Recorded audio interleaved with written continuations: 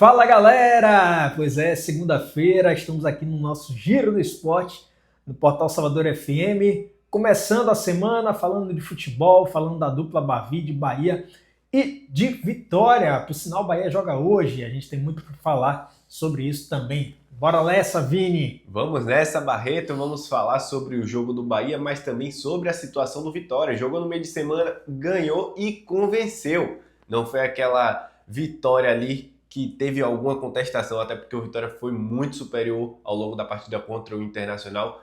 Jogou muito bem e tem utilizado o Barradão muito a seu favor.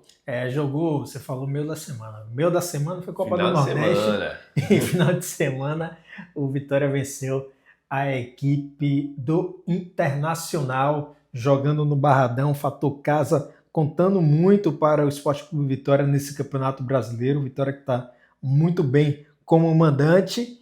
E Vini trouxe aqui já para a nossa pauta, iniciar o nosso papo com o Vitória aí sendo um mandante, aquele mandante chato, né, Vini?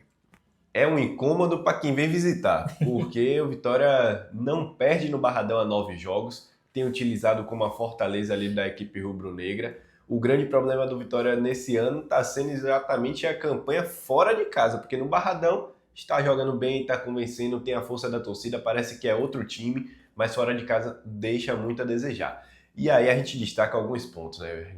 De novo a gente vai tocar nele, Eric. Sim. Que fase vive o Eric? Fica parecendo que a gente tá fazendo o mesmo vídeo, né? Falando de Eric.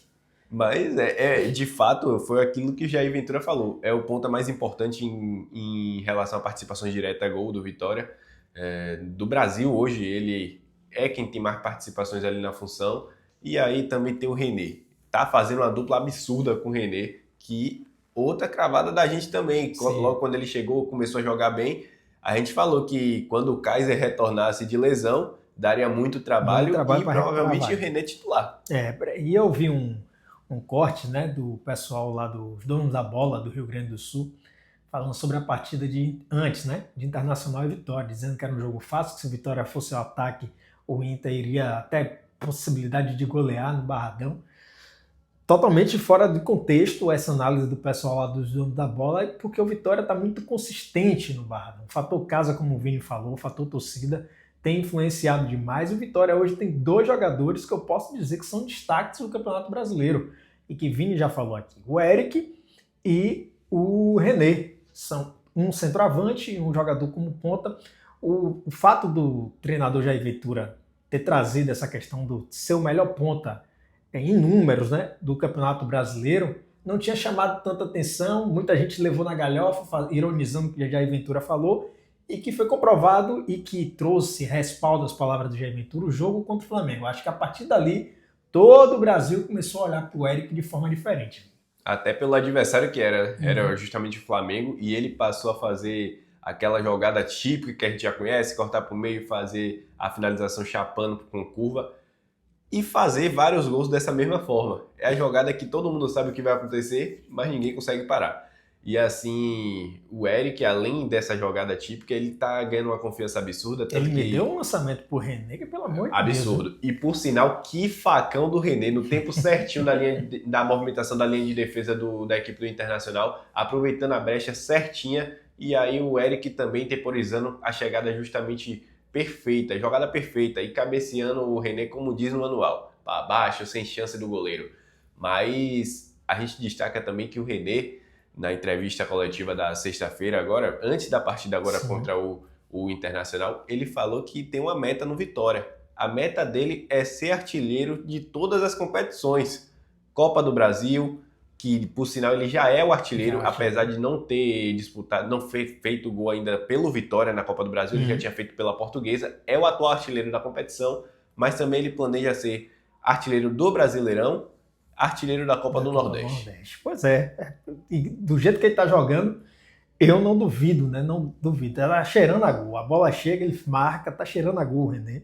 Virou uma dor de cabeça pro Kaiser. Tem até informações que o Kaiser aí, o empresário dele está procurando um clube para ele no segundo semestre, porque o empresário entende que ele tem a oportunidade em outros clubes de ser titular. Não faria essa movimentação de deixar o Vitória. Acho que o Kaiser também é muito importante para o Vitória, tem feito gols no Vitória, e por vezes o Jair Ventura tem utilizado os dois, né? Joga os dois atacantes juntos. Não é uma alternativa que o Jair Ventura descarta. Já utilizou pelo menos em 3 jogos essa situação e que deu certo. Deu certo. E que deu certo. Inclusive na Copa do Brasil, lá contra o Flamengo, ele Flamengo, utilizou exato. os dois juntos na frente. Então, eu acho que seria um movimento estranho aí do staff do Kaiser tirar ele do Vitória nesse momento. Eu entendo o staff querer que o jogador entre em campo, que mostre mais serviço, que tenha mais minutagem, porém, ao mesmo tempo, o Kaiser, ele é uma peça importante para o Vitória. Mesmo que o René esteja se sobressaindo, o Kaiser tem uma característica diferente de jogo, pode mudar uma partida, pode jogar junto, mas o principal ponto é que o Vitória, antes da chegada do René, quando o Kaiser estava machucado, chegou a improvisar vários jogadores Sim. ali na função. Até o Fábio caiu por ali. Uhum. Jogadores que não conseguiram ter um rendimento nem perto. O Renzo Lopes também teve a oportunidade, mas também passou outro tempo machucado e não é um jogador da função, mas não é um jogador que a gente vai confiar a esse nível. Sim. Então, tendo o Kaiser e o René ao mesmo tempo ali é um privilégio. Pois é. Então, vejam essa situação envolvendo o Kaiser, o staff do jogador, viu? Porque não é hora de deixar o Vitória, eu acredito, viu? Não é a hora de sair do Sport Clube Vitória. Mas vamos falar um pouquinho de Grupo City, né? Grupo City, situação preocupante, dados que Vinícius Daniel vai trazer aí. O Grupo City que acabou de ver mais um clube da sua franquia aí ser rebaixado, o Girona na Espanha, mas não é o primeiro, né, Vini? Não é o primeiro, ao todo aí, 5º rebaixamento da história do Grupo City aí, nos clubes que ele gere, né, do conglomerado. Mas esse do Girona foi o 2º do clube espanhol. A gente está com a lista aqui, vamos listar todos os rebaixamentos aí da era Grupo City entre os clubes do conglomerado. Em 2018, o Montevideo City Talk, lá do Uruguai, foi rebaixado. Em 2018/19, que é a temporada lá da Europa, Girona, da Espanha. 2023, o Montevideo City Torque de novo, do Uruguai. E aí, 2022/23, o Troyes da França.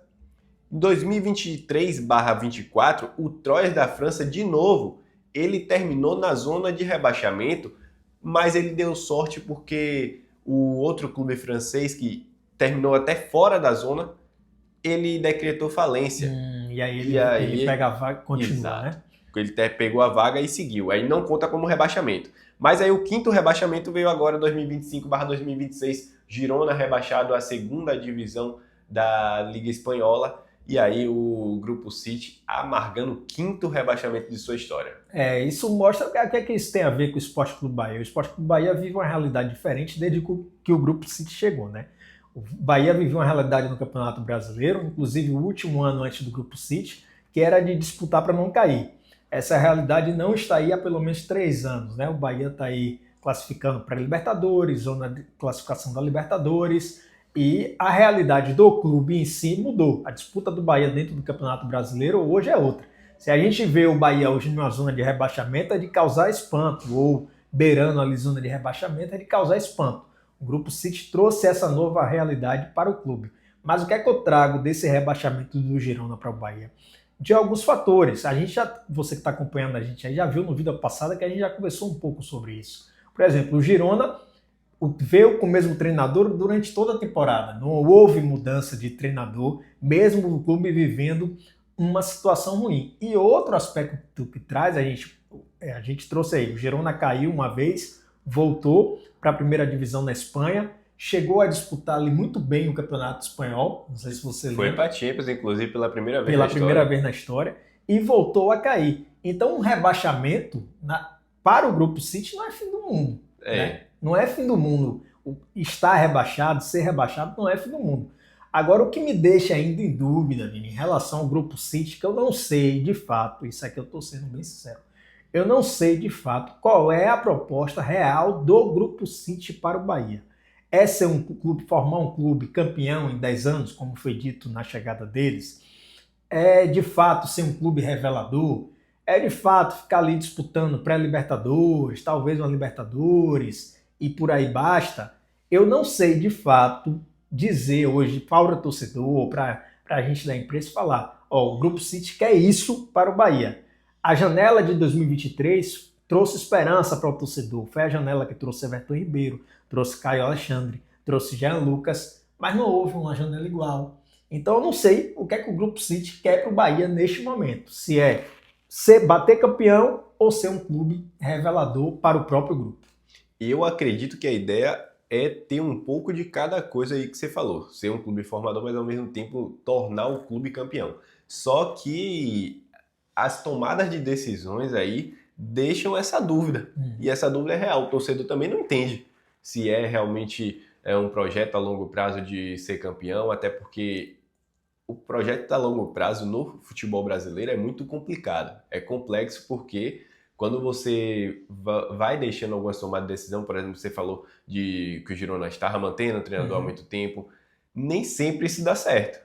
A gente precisa entender também que, querendo ou não, o futebol é por resultado. E às vezes o resultado vai entregar ali a curto prazo. E vai precisar de uma mudança, vai precisar de uma tomada de decisão que mude o patamar do time, que mude o parâmetro, que pelo menos dê um choque no vestiário, que tenha uma ação rápida.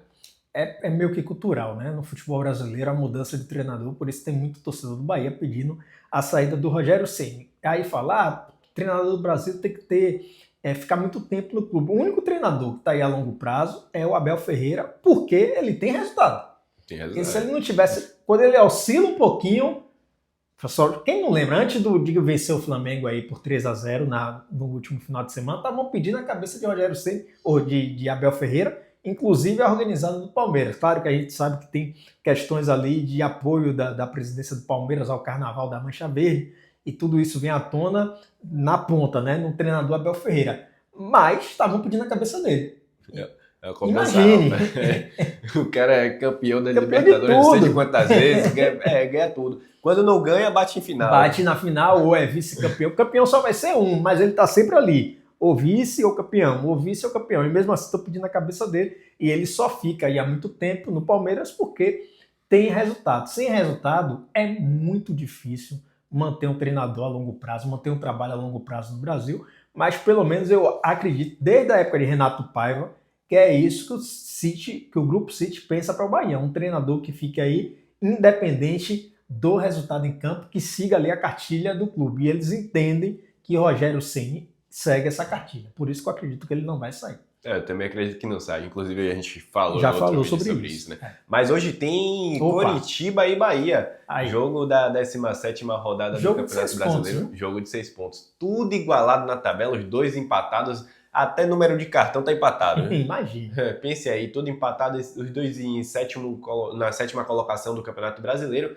Então é um jogo de 6 pontos. A bola rola lá no Couto Pereira a partir das 20 horas. Mas tem algumas curiosidades dessa partida. E outra, principalmente, é a presença do Rogério Ceni, porque ele não viajou com a delegação. Sim. O time do Bahia chegou ontem lá em Curitiba. O Rogério não viajou com a delegação, foi resolver alguns motivos pessoais, alguns problemas ali da vida pessoal dele. Diz que ele embarcou para o Panamá. Foi mesmo? Foi, estavam dizendo, né, que ele embarcou para o Panamá. Não sei o que ele foi fazer no Panamá. Ave Maria. Mas estavam dizendo aí. Mas a expectativa é que ele é aguardado hoje ainda para defender, para ficar representando ali à beira do gramado a equipe do Bahia na partida contra o Coritiba. A expectativa, como eu disse, né, jogo de 6 pontos, o Bahia precisa vencer. É um jogo que vai dizer muito o que é que o Bahia quer no campeonato. O Bahia é um bom visitante, né? Quarto melhor do Brasileirão. Quarto melhor do Brasileirão. Então, mas o Coritiba vem aí de uma grande vitória contra o Santos. O Coritiba tem o Breno Lopes lá vivendo uma boa fase, né? Voltando a viver uma boa fase o Breno Lopes. Mas esse jogo eu acho que diz muito o que é que vai ser o Bahia no campeonato. Vai mesmo brigar ali por pré-Libertadores, Libertadores, zona de classificação, ou vai ficar brigando por meio de tabela? Acho que esse jogo do Coritiba não vai decidir porque tem muitas saudades, né? Mas vai dizer o que é que vai ser o Bahia no campeonato. Até o Rogério Ceni já falou disso, né? O que é que o elenco quer, o que é que o time quer. Então eu acho que esse jogo vai dizer muito sobre isso. E o Coritiba também tem o retorno do Lucas Onier, jogador importante para a equipe. É um jogador que sempre pisa ali na área, sempre... Se a defesa do Bahia vacilar, ele acha. Por outro lado, o Bahia tem retorno do Caio Alexandre, voltou às atividades, voltou aos treinamentos, mas não deve começar do titular. Deve manter ali a equipe o Acevedo na volância, mas o Caio Alexandre deve voltar a ter minutagens. Caio Alexandre que passou por um susto no final de semana. Realmente. O carro bateu, não sei se ele estava dirigindo ou se ele estava com serviço de aplicativo, mas o carro bateu ali em Dias Dávila, voltando do centro de treinamento do Esporte Clube Bahia. E esse, por sinal, é até um dos motivos que a direção do Bahia, o Grupo City, decidiu deixar Dias Dávila. O número elevado de acidentes envolvendo jogadores do Bahia se deslocando, né? Indo para o treinamento ou deixando o treinamento. Por isso que o novo CT está sendo feito mais perto aqui de Salvador, na cidade de Lauro de Freitas. Inclusive já teve até com o Everaldo. Isso. Acidente de carro também a caminho do centro de treinamento. Mas com o Caio Alexandre ele conseguiu treinar normalmente até no mesmo dia do acidente e está tudo bem com ele. Mas problema do Bahia para esse jogo contra o Coritiba, e é um setor que pode definir esse jogo, é o meio de campo.